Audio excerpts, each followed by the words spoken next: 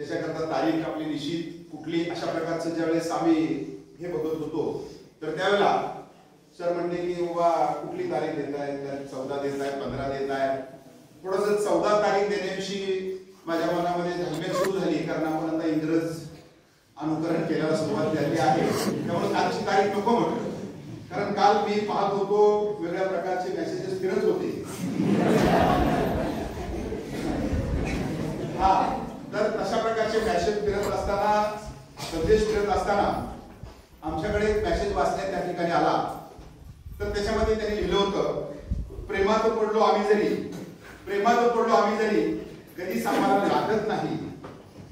एक दिवस एकदाच प्रेम करून आमचं कधीच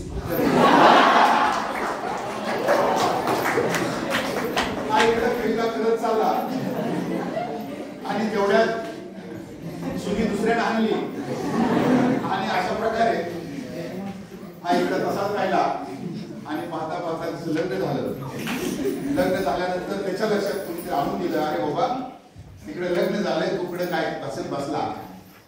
तिचा कसा तरी फोन मिळवला आणि फोन मिळाल्यानंतर तिला फोन केला आणि फोन केल्यानंतर तिने सांगितलं काय करतात तुमचे मिस्टर वगैरे. त्यांनी सांगितलं क्रिकेटर आहे. क्रिकेटर म्हटल्यानंतर म्हणलं जाऊ दे आता काय का असणार, नाव घेऊन दाखव, मला लग्नाला काही झालं नाही, नाव घेऊन दाखव. मग तिने लगेच नाव घेतलं.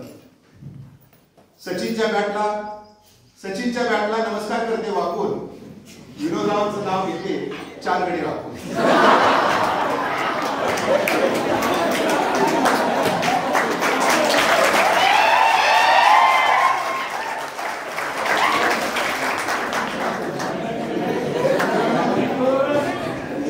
सांगण्याचा उद्देश असा आहे की आपण कुठे चाललो, आपल्याला योग्य ट्रॅकवर आणण्याकरता ही जी संस्कृती असेल ती संस्कृती या ठिकाणी आपल्याला त्याकडे यायचं आहे.